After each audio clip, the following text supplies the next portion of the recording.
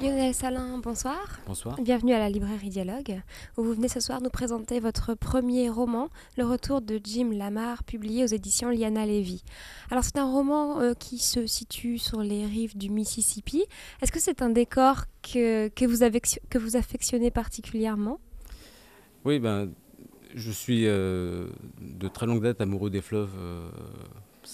J'aime l'eau, j'aime particulièrement les fleuves. Et à partir du moment où j'ai voulu situer mon histoire aux États-Unis, elle devait nécessairement se dérouler au bord du Mississippi.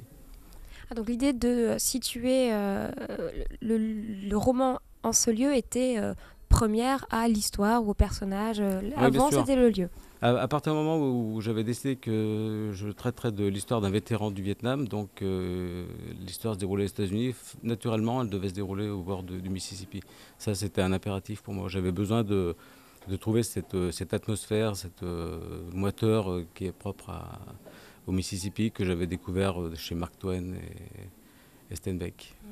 Alors, le Mississippi, un fleuve qu'affectionne également Billy Brentwood, le narrateur de ce roman, qui est un enfant, un jeune adolescent. Pourquoi avoir choisi un narrateur avec ce regard ?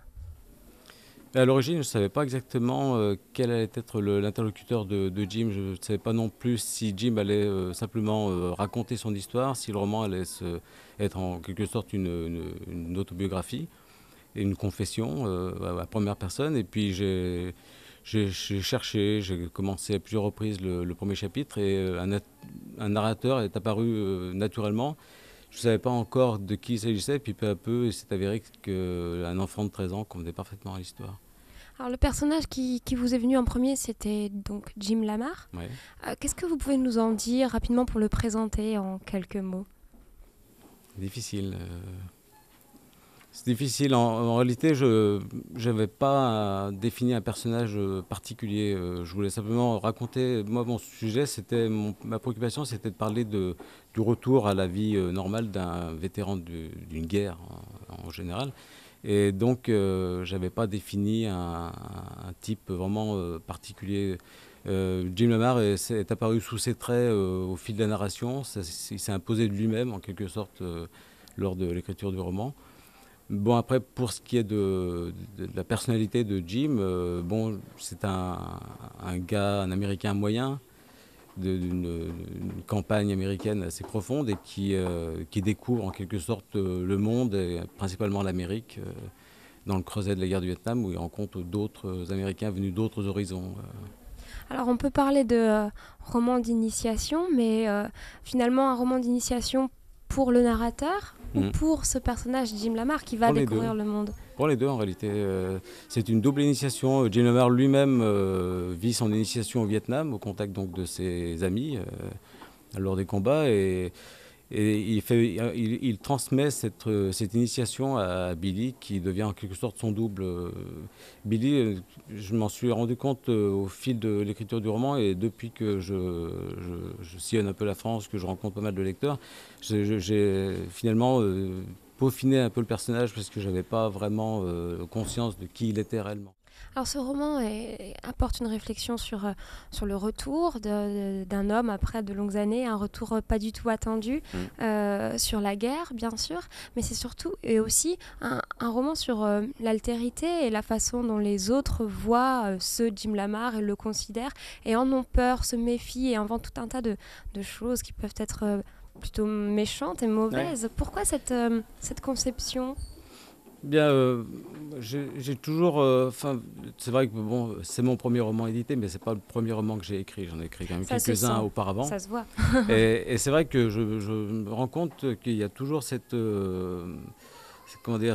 fil rouge qui traverse un peu tous mes romans et qui traite toujours du préjugé, de l'a priori, donc de l'entourage pour l'étranger. Bon, là, il est question d'étranger, comme le définit Billy au début, tout ce qui est étranger à Stanford est forcément dangereux, en tout cas inconnu.